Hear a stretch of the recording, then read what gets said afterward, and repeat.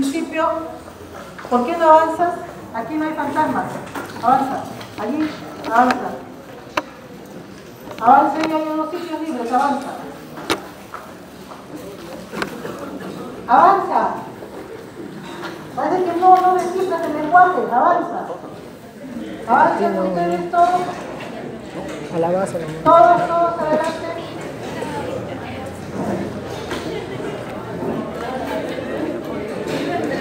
Ustedes avancen. Todas las primeras carpetas deben estar llenas. Amiguito, está siendo grabado por acá. No, por ahí.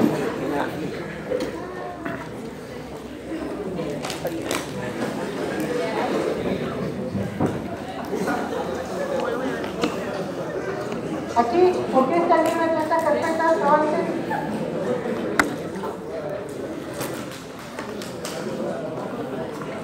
Bien, el sistema nervioso tiene como unidad anatómica, fisiológica, estructural, trófica a la neurona. La neurona es una célula como cualquier otra que tiene cuerpo, tiene un núcleo, una membrana celular, pero lo que la diferencia de las otras es que tiene unas prolongaciones citoplasmáticas que las que están alrededor del cuerpo son numerosas generalmente, se llaman dendritas, y hay una prolongación única más larga que se denomina axón. Generalmente, funcionalmente, la zona del cuerpo y las dendritas son las que van a recibir información, mientras que el axón es el que va a llevar la respuesta que se ha procesado en el cuerpo neuronal. Esta célula se diferencia de las otras funcionalmente en que se ha especializado en excitabilidad. ¿Qué quiere decir? Los canales iónicos que tiene son tan numerosos, los canales iónicos son tan selectivos que hace que ingrese gran cantidad de sodio y eso excita a la célula, la despolariza y permite que la señal pueda propagarse a lo largo de su axón, a lugares tan lejanos como hasta 1 metro de distancia. Entonces, la célula neuronal se especializa en excitabilidad, se especializa en conductibilidad. Pero además de esto, esta célula elabora sustancias especiales denominadas neurotransmisores y además elabora proteínas, péptidos que se van a encargar de regular la transmisión nerviosa, lo que se denominan los neuromoduladores, tanto del sistema nervioso como del sistema inmunológico, endocrinológico, etc. La neurona es la célula que gobierna a todas las demás células de la economía humana. Todo aquello que pensamos, que creamos, que inventamos, que hacemos, todo depende de esta célula. Miren ustedes, esta neurona tiene un cuerpo que puede tener varias formas, forma globulosa, piramidal, puede tener forma fusiforme, etc. Puede tener múltiples prolongaciones, multipolar, puede ser bipolar, puede ser pseudomonopolar, etc. Toda esta estructura es la que recibe la información y aquí se inicia el axón y el axón es el que lleva la respuesta que le permite comunicarse con otra célula. La otra célula con la cual se comunica puede ser una neurona, puede ser una célula efectora como la fibra muscular somática, la fibra muscular lisa, la fibra cardíaca, o puede ser una célula glandular o puede ser un linfocito. Esta es la capacidad de la célula neuronal de poder enviar información a estos diversos tipos celulares. Y como lo tiene que hacer a una gran velocidad, se rodea de una envoltura lipídica que se denomina la vaina de mielina. Esta envoltura lipídica no permite que la transmisión nerviosa iónica, eléctrica, pase de aquí hacia acá. Y como no puede pasar, lo que va a hacer es enviar la señal y buscar un punto donde no exista esta envoltura. Entonces la vaina de mielina envuelve al axón de trecho en trecho, dejando un espacio desnudo que se conoce como el nódulo de Rampier. Entonces la transmisión nerviosa va del inicio al nodo de Rambier, al nodo de Rambier, al nodo de Rambier, en una conducción llamada saltatoria. Eso permite que la velocidad de conducción nerviosa llegue hasta 120 metros por segundo. Y es necesario esa velocidad para comunicar adecuadamente la información. Esta neurona tiene múltiples terminaciones nerviosas que llegan al cuerpo, que llegan a las dendritas. Pero no solamente hay neuronas en el tejido nervioso, hay también células gliales que se encargan de mejorar el trabajo, de ayudar a la neurona, como los astrocitos, que son las células gliales que van a permitir llevar los nutrientes desde el territorio vascular hacia la neurona. No hay una comunicación directa entre la sangre y el tejido nervioso. La neurona no recibe la información directamente de la sangre, lo hace a través del astrocito. ¿Y cómo lo hace? Con esta prolongación llamada el pie chupador o podocito. Entonces, toda información, todo elemento que llega a la sangre pasa a través del astrocito al tejido neural. Y en conjunto es lo que se denomina esto la barrera hematoencefálica. La barrera que impide que cualquier elemento pase normalmente de la sangre al tejido neural. Además de eso, hay células ependimarias, hay las llamadas oligodendroglías. Las oligodendroglías son células que elaboran la vaina de mielina de los tractos nerviosos en el sistema nervioso central. Y está la glía, que es una célula mesodérmica, que es la que limpia todos los elementos de desecho. Bien, el sistema nervioso, para poder estudiarlo mejor, lo vamos a dividir en dos. Un sistema nervioso de relación o somático, que me permite conocer el mundo, que me permite ingresar información del mundo externo hacia mi cerebro.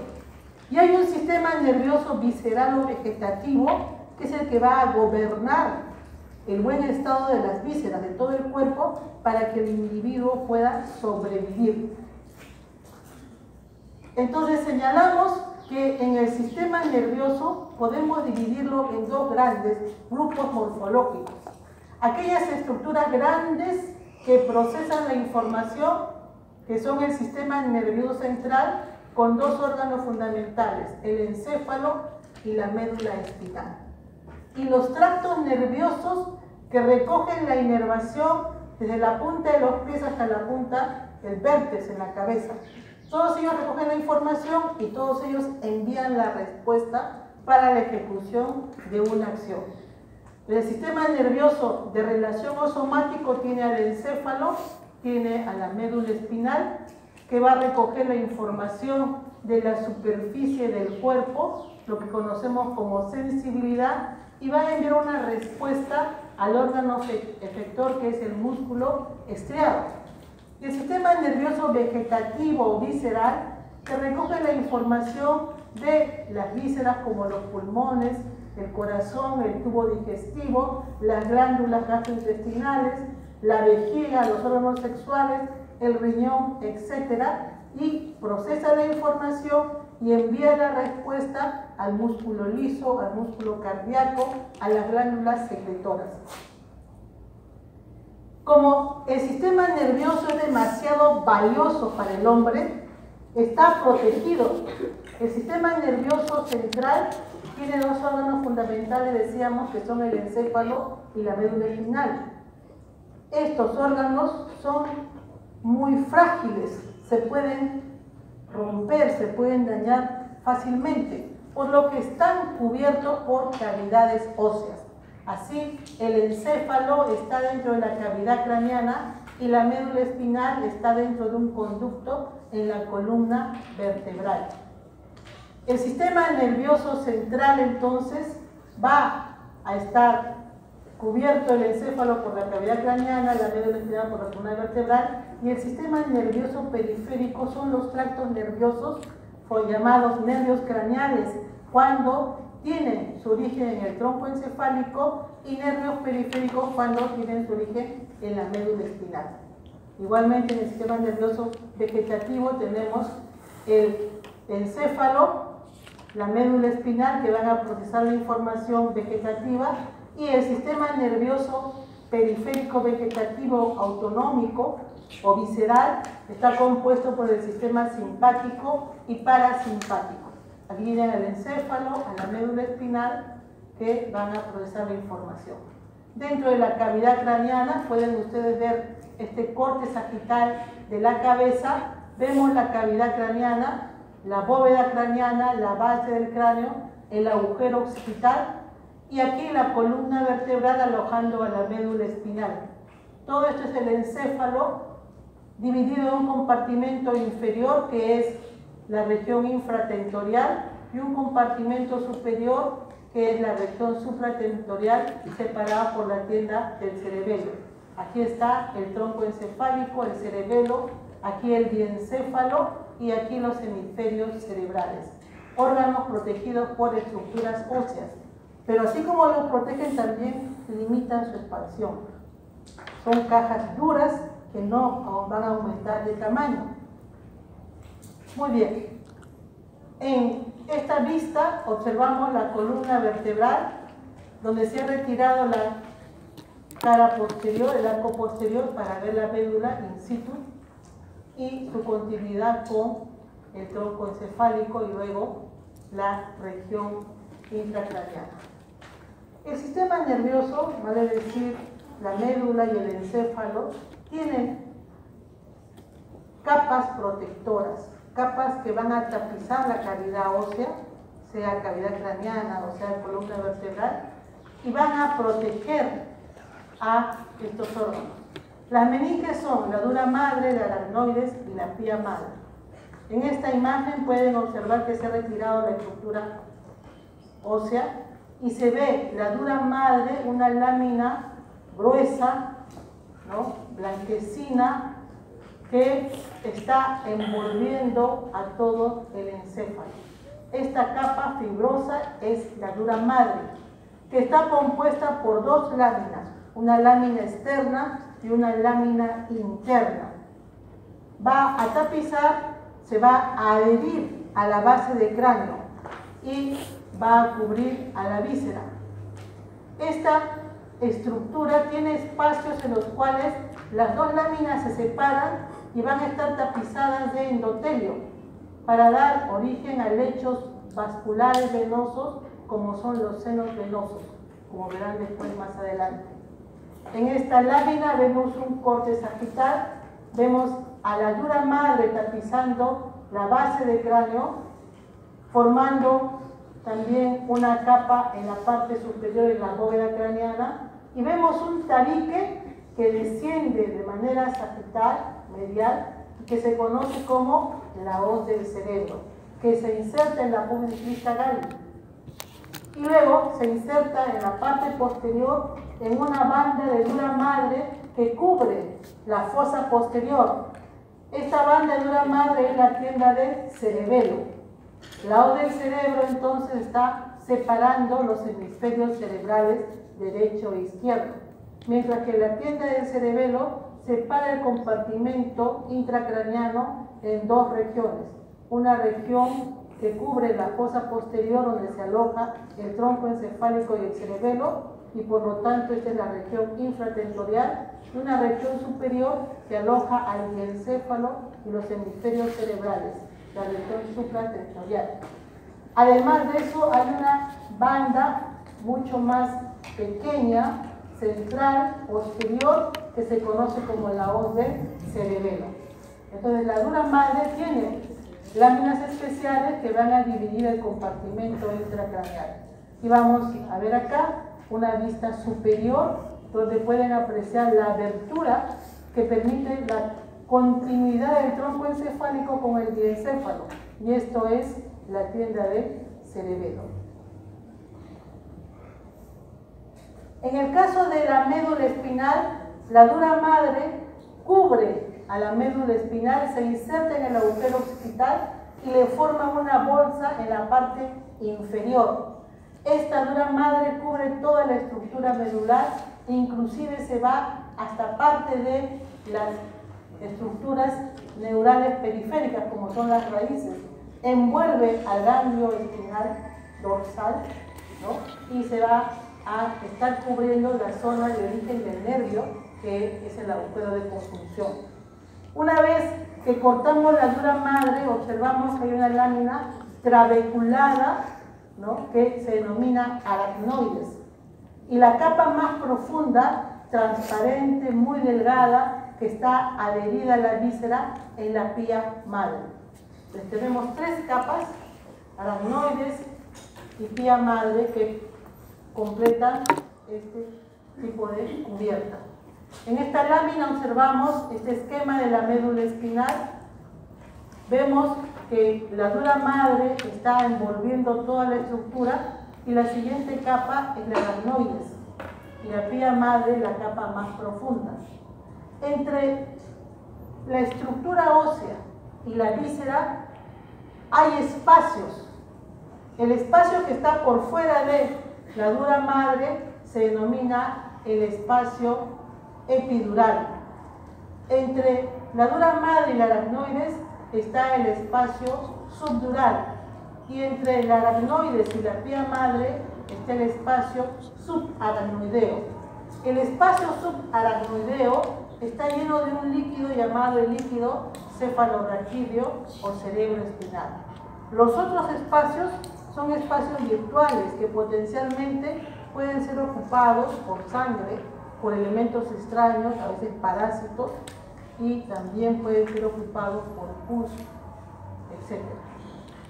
Esta es la parte final de la médula espinal, donde vemos cómo está formando una envoltura especial a la porción distal de la médula espinal. Aquí vemos el saco dural, que aloja a la parte más distal de la médula espinal, esto que se conoce como la cauda equina. Y cómo sale después para formar ligamentos y fijar a la médula espinal. Hemos señalado que el sistema nervioso central tiene como elemento fundamental la neurona, y el axón es el que va a formar los tractos nerviosos que van a permitir la comunicación de la neurona con estructuras específicas. Hemos señalado que el axón, en el caso del sistema nervioso central, está envuelto por una vaina de mielina que lo forman los oligodendrocitos. En el caso del sistema nervioso periférico, la célula que forma la vaina de mielina es la célula de Schwann. De trecho en trecho, decíamos, hay espacios desnudos que son los nodos de Dampier. De la transmisión nerviosa va a ir a través de estos elementos. Y la fibra nerviosa tiene diferentes grosores. Cuanto más ancho es el axón, más rápido va la información. Pero si la velocidad de conducción neural dependiese del grosor del axón, necesitaríamos nervios periféricos de 1 kilómetro de diámetro, por ejemplo, para alcanzar esa velocidad. Por lo tanto, quien soluciona el problema es la envoltura de mielina. A mayor grosor de envoltura de mielina, mayor velocidad. Por lo tanto, hay fibras de transmisión que son llamadas A alfa, A beta, A delta. A alfa es la más veloz, hasta 120 metros por segundo, le siguen las A beta hasta 75, luego están las A delta, y las que no tienen envoltura de mielina son las fibras de tipo C, que son muy lentas. Y miren qué tipo de transmisión llevan. Las más veloces llevan la información propioceptiva, la que se recoge de los músculos.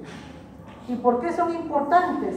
Porque si yo me quiero mantener de pie, si quiero caminar, si quiero realizar un movimiento, necesito la información del estado de mi músculo. Y si estoy caminando o moviéndome, o moviendo una extremidad, o si quiero hacer una flexión o una extensión excesiva, necesito corregir inmediatamente la posición de los otros músculos para mantenerme de pie.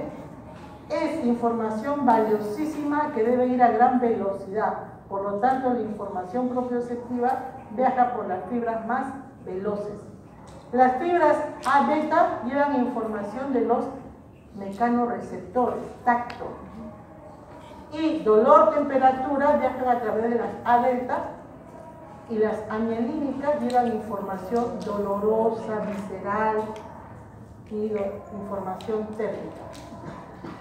Este es el nervio periférico. Miren ustedes, un axón está rodeado de envoltura de mielina. Varios axones se van a estar rodeando del endoneuro que forma los tractos, y estos tractos en conjunto van a mantenerse unidos gracias al perineuro. Y varios tractos nerviosos envueltos por perineuro van a formar un nervio periférico que está envuelto por el epineuro. Esa es la estructura del nervio periférico. El nervio periférico es el producto final de la mezcla de los tractos que salen de la médula espinal. Ustedes han visto el miembro superior, el plexo braquial, como de C5 hasta T2 se forma el tronco primario superior, medio inferior, luego los troncos secundarios, luego se forman los nervios como son el radial, el axilar, cubital, mediano, etc. Entonces, ese cambio de información se produce en los plexos, de los cuales salen finalmente los nervios periféricos.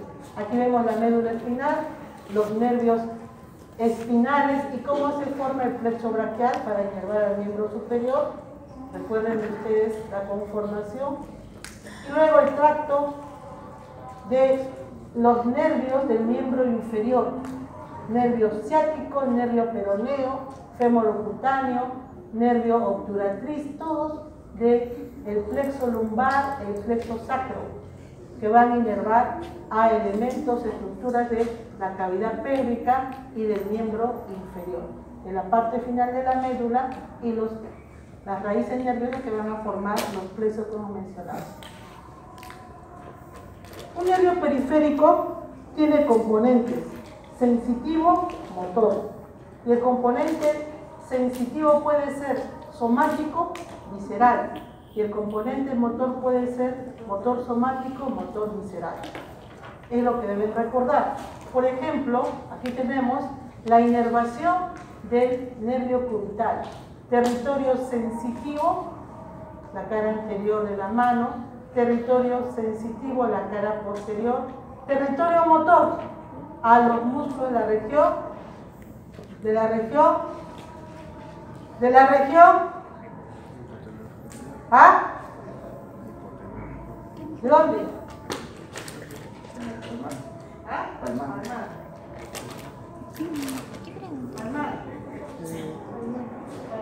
¿Qué es agua? ¿Quién sabe? Uno que levante el honor de la promoción.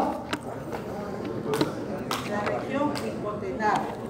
¿Es cierto? Con el abductor, el oponente, el flexor y los músculos profundos, como son el aductor, el dedo pulgar, los lumbricales, los interóseos, palmares y dorsales. ¿Cómo van a llegar a internar ustedes?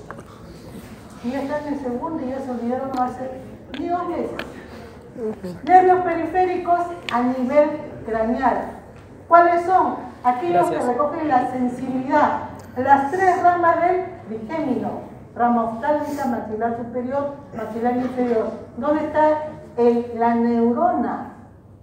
La primera neurona sensitiva está aquí en el ganglio de Gasser o ganglio semilunar. Nervios motores para mover el globo ocular, sea hacia arriba, hacia abajo, a la derecha, a la izquierda. Y los óculos motores, motor ocular común, elevador del párpado, recto superior, recto inferior, recto interno. Para el recto externo, sexto nervio y el oblicuo mayor. Todos son componentes motor somático. ¿Y qué vemos aquí? El ganglio ciliar, con el componente motor visceral. El núcleo de Enger-Westphal en el mesencéfalo envía la fibra preganglionar a la sinapsis, y acá sale para inervar a quién? Al músculo esfínter de la pupila. El sistema nervioso se asegura de tener toda la información posible. Por lo tanto, tiene varios tipos de receptores. Pero además de recibir toda la información, sabe de dónde viene la información. Si viene del miembro inferior, si viene del miembro superior, etc. ¿Por qué? Existe un mapeo. ¿Cómo se llama ese mapeo que ven allí? Dermatoma. El dermatoma, entonces, ¿qué cosa es? Es el área, la superficie dérmica inervada por una raíz nerviosa sensitiva. ¿Ven? Yo también me entero, tengo que saber qué están haciendo ustedes. Y aquí su compañera está mirando su computadora, viendo cualquier cosa, porque si estuviera viendo el neuro, lo hubiese apagado. ¿No? No lo hubiese apagado. Digo, doctora, estoy mirando Google, mirando un video del sistema nervioso. No, pero ella lo ha apagado. Y si lo abro y si veo el último archivo, probablemente no tiene nada que ver con neuro ni con anatomía. ¿No? Y vienes a ocupar un asiento a perder el tiempo.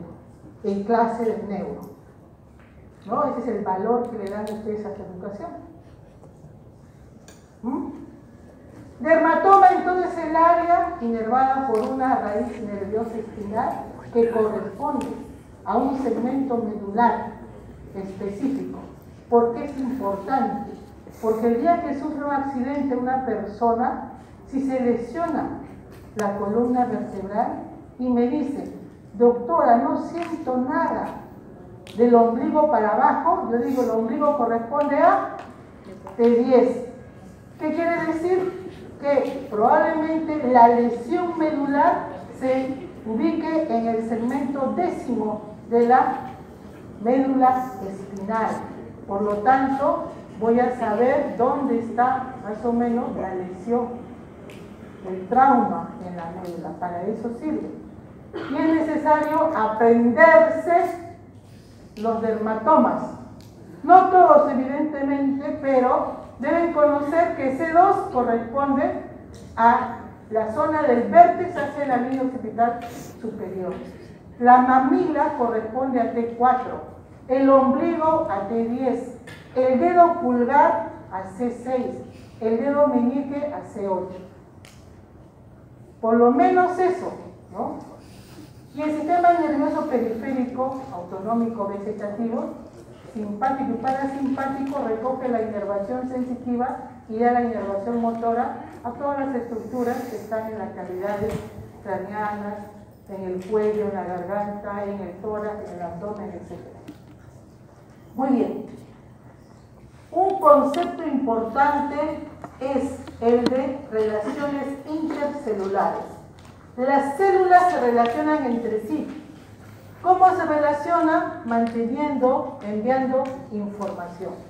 En el caso específico del sistema nervioso central, una célula envía información a otra célula y el proceso de la transmisión nerviosa se llama sinapsis.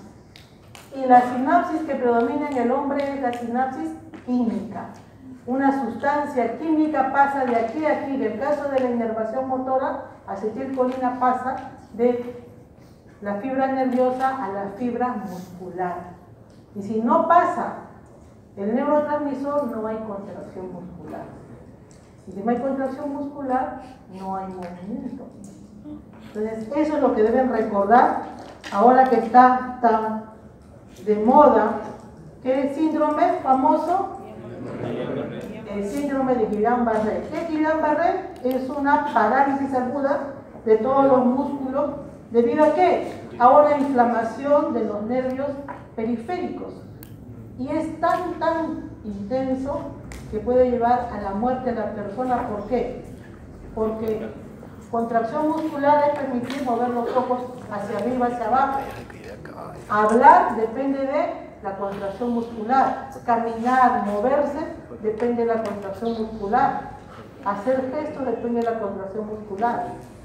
Respirar, deglutir, depende de la contracción muscular. Y todo es transmitido por el sistema nervioso. Si impedimos la transmisión nerviosa, no se puede mover el individuo, evidentemente no podrá respirar y se va a morir. Ustedes, como estudiantes de medicina, algún amigo, alguna amiguita le va a preguntar, tú que estudias medicina, ¿qué me puedes decir de Guillain-Barré? Yo estaba en la clase de anatomía, pero me dormí. Justo, dije, hablamos, o no vine. Como no me... Hoy yo estaba mirando mi computadora, mirando un video que prefería ver, a escuchar eso. Vamos a estudiar entonces a la médula espinal. La médula espinal que está alojada dentro de la columna vertebral. La columna vertebral mide 73 centímetros aproximadamente, mientras que la médula espinal es una estructura que es alargada, aplanada en sentido antero-posterior, que es una estructura compacta que mide de 43 a 45 centímetros y está dentro del conducto raquídeo. La médula espinal no es una estructura tubular uniforme, sino que presenta zonas de ensanchamiento que representan una mayor concentración de neuronas y de sustancia blanca. Esas zonas de mayor concentración son importantes porque allí sale la inervación para miembros superiores y miembros inferiores. La médula espinal, entonces, dentro de la columna vertebral, solamente ocupa parcialmente el conducto raquídeo. Miren, 3 quintos superiores. Empieza en C1 y termina entre L1 y L2. Ahí se acaba la médula espinal. Lo que queda después, ¿qué son? Son los últimos tractos nerviosos, lumbares, sacros y coccigeos, que van a estar libres. Si yo tengo una lesión medular de una persona que sufrió un accidente de tránsito y me dice, no siento las piernas desde el ombligo para abajo, ¿dónde voy a pedir la resonancia magnética? ¿De qué parte de la columna vertebral? ¿Parte lumbar? ¿Qué parte lumbar? Antes de L1 y L2. Días de lumbar. Torácica, ¿ves? ¿Cómo te llamas? Angélica. Angélica, alumna de segundo año, sabe que si es una lesión donde dice no siento del ombligo para abajo, voy a tener una resonancia dorsal. Porque a nivel lumbar Ya no está. ya no está aquí. La inversión. Ya no está la médula. Ya no hay médula a nivel lumbar. ¿Y por qué entonces los médicos generales, los neurocirujanos, los diversos tipos, tienen problemas en las piernas, le piden una resonancia lumbar? Y ya no hay médula. Tienen que grabar desde ahora. La médula termina entre L1 y L2. Si una persona dice, no siento las piernas, no puedo mover las piernas, no puedo orinar, no puedo defecar, eso es a nivel de médula, y la médula termina entre L1 y L2, tengo que pedir la resonancia de la parte superior, región dorsal o cervical, pero no puedo pedir lumbosacra porque va a mostrar las raíces terminales. ¿Está claro? Por favor, que no me llegue una resonancia de ustedes lumbar por una lesión medular. No falta al mes una resonancia lumbar pedida en periferia por un médico general siempre, ¿no? Porque tiene problemas en los miembros inferiores. Observen ustedes la médula y las fibras nerviosas, como son la raíz dorsal, la raíz anterior, formando el nervio espinal que sale por el agujero de conjunción, el nervio espinal. ¿Cuántos nervios espinales hay? ¿Cuántos segmentos medulares hay? Los segmentos medulares se dividen en cervicales, torácicos o dorsales, lumbares, sacro y coccígeo. ¿Cuántos segmentos medulares cervicales? 8, vamos a tener acá 12, 5, 5 y 1. ¿Cuántos nervios espinales? 8 pares de nervios espinales cervicales, porque el primero sale por encima de la primera vértebra. 12 torácicos, 5 lumbares, 5 sacro y 1 coccígeo. La médula espinal en ubicación de la columna vertebral termina entre L1 y L2. La división, vemos este esquema para que vean la continuidad. La médula espinal se continúa hacia arriba con el tronco encefálico. El límite superior entonces será ¿qué cosa? Un plano, ¿no?, que pase entre la primera vértebra cervical y el agujero occipital. Y pueden ver aquí la cara posterior. Esta es una fotografía de la cara posterior de la médula espinal in situ. Ven ustedes la columna vertebral, se ha retirado el arco posterior y podemos apreciar aquí la dura madre envolviendo y protegiendo a la médula. Vemos cómo se continúa hacia arriba con el tronco encefálico, el bulbo, y abajo tenemos a la médula. La médula que tiene una cara posterior, donde hay un surco medio posterior, está la llegada de las raíces dorsales y está el ganglio espinal dorsal. Esta formación abultada que ven acá es el ganglio espinal dorsal. La médula espinal termina entre L1 y L2 en una estructura en forma de punta de lápiz que se conoce como el cono medular. Termina el cono medular y la envoltura de la pía madre se continúa y toma el nombre de filum terminal. El filum terminal es una estructura pial, no es sistema nervioso, no es tejido neural, es pía madre. Continúa el filum terminal, se rodea de las últimas fibras nerviosas lumbares, sacras y coccygeas y forma un conjunto de fibras que se conoce como cauda equina o cola de caballo. Y todas ellas ocupan la parte final de la envoltura meningia que se conoce como el saco dural. Aquí tienen in situ, miren ustedes la médula dentro del conducto raquídeo, el ensanchamiento de la región lumbar, el cono medular y se continúa el filo. Y luego las últimas raíces que forman la cauda equina o cola de caballo. Observen ustedes a la médula espinal in situ. Cuando recién se está formando el feto y cuando nace el niño, la médula espinal es más grande, ocupa mayor espacio en la columna vertebral. Por eso que en los niños, ¿no?, en pediatría, la punción lumbar no se hace a nivel entre L2 y L3, ¿no?, se hace más abajo porque está más alargada. Y conforme crece el niño, la columna vertebral crece y va ascendiendo. De la parte final, el saco dural o la cauda equina.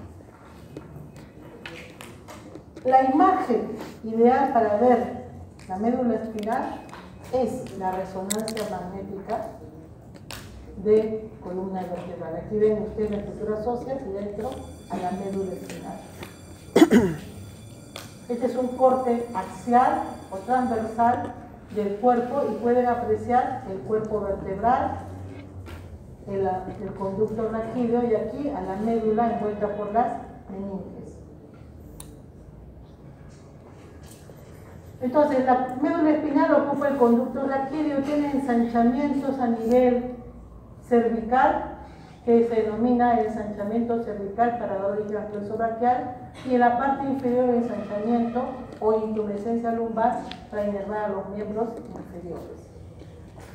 Un corte axial, cuerpo vertebral, pueden ver ustedes que la médula se mantiene en su posición gracias a que está envuelto por la dura madre, a que existe grasa, vasos sanguíneos en el conducto que forman como un colchón que protege a la médula espinal. Pero además de eso, están las raíces anteriores y posteriores que salen hacia el agujero de conjunción para dar origen al nervio espinal.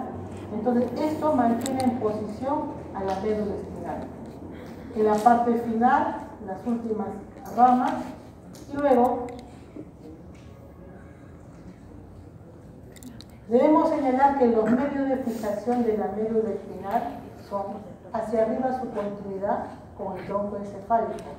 Abajo, el filum terminal que sale del saco dural se convierte en el ligamento coccígeo que nos fija el sacro. Las estructuras que están en el conducto, como son el tejido graso, los vasos sanguíneos y los tractos de las raíces dorsales y ventrales que están sobre el agujero de conjunción. Y finalmente, la prolongación de la pía madre que se va de la zona lateral hacia la dura madre. Miren, aracnoides que se va hacia la dura madre, de trecho en trecho, formando un ligamento puntiagudo que se conoce como ligamento dentado. En una imagen, en esta figura, pueden apreciar la médula espinal, las envolturas como son la pía madre, aracnoides, dura madre y el tejido vascular que lo rodea. La médula espinal, el nervio espinal, el ganglio espinal dorsal, que es donde está ubicada la primera neurona sensitiva, y las envolturas que hemos mencionado en relación a la médula espinal. Repetimos este esquema para fijar conceptos: las envolturas meningias, los espacios que hemos señalado anteriormente y las partes. El surco medio anterior recorre toda la médula espinal, el surco medio posterior en la cara posterior, la raíz posterior, el ganglio espinal dorsal, la raíz anterior y luego el nervio espinal, que es la reunión de la raíz anterior y la raíz posterior. Los surcos laterales anteriores se forman de la emergencia de las raíces anteriores, las raíces motoras. El surco medio posterior y al centro vemos la sustancia gris y la sustancia blanca.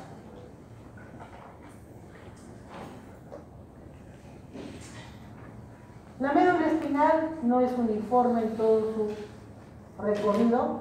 Hay zonas más delgadas y zonas más anchas. Las zonas más delgadas corresponden a la zona torácica. Las zonas más anchas tienen el engrosamiento que se denomina intumescencia debido a la mayor concentración de tejidos. En este corte axial de la médula vamos a apreciar al centro una estructura en forma de H o ala de mariposa que se conoce como la sustancia gris y rodeándola la sustancia blanca. En el corte de médula espinal, el eje antero-posterior generalmente está entre 8-9 milímetros. En el caso de la médula cervical, el diámetro transverso está entre 13 a 14 milímetros. En la médula torácica, tanto en sentido antero-posterior como transversal, mide lo mismo, 8-9 milímetros. Y a nivel lumbar, nuevamente la médula se vuelve a ser más ancha en el sentido transverso. Entonces, la médula no es uniforme. Además, en la médula cervical ustedes pueden apreciar cómo la zona posterior, las astas posteriores son delgadas, las astas anteriores bastante voluminosas. Hay una gran concentración de sustancia blanca y de sustancia gris, mientras que en los cortes inferiores, lumbares y sacros hay una mayor concentración de sustancia gris, poca sustancia blanca. ¿Por qué? Aquí recién se están formando los tractos ascendentes y ya se han terminado los tractos descendentes. Nuevamente repetimos cómo está conformada, ¿no?, las fibras que salen de la médula espinal. El esquema del trayecto de la médula, la cara anterior, la cara posterior, el engrosamiento e intumescencia cervical, lumbar.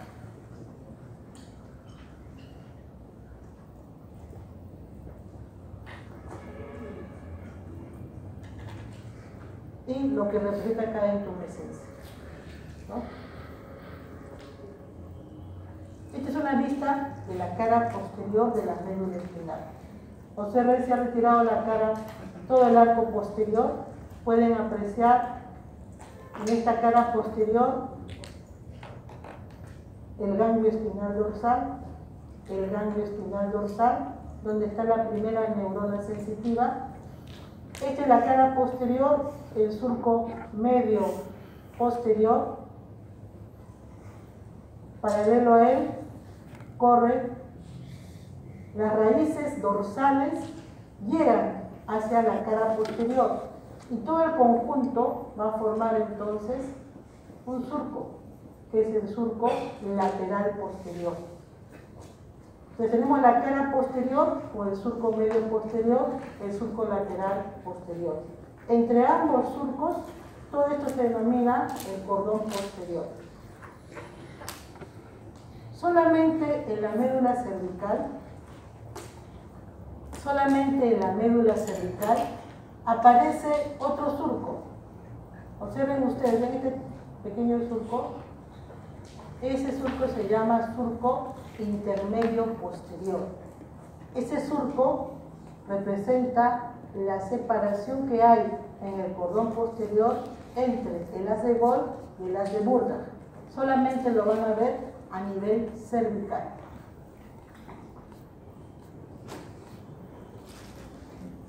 Esta es una vista también de la cara posterior y aquí se ha cortado la meninge para que vean el ganglio espinal dorsal con las neuronas sensitivas. El cuerpo de la neurona sensitiva está aquí, envía su fibra periférica para recoger la información y envía su fibra central hacia la médula para entregar la información. Esta es una vista de la cara anterior de la médula espinal. El surco medio anterior recorre toda la cara anterior y yo sé y puedo decir con toda seguridad que esta es la cara anterior. ¿Por qué? Porque sobre el surco medio anterior descansa la arteria espinal anterior, que es única, hay una sola.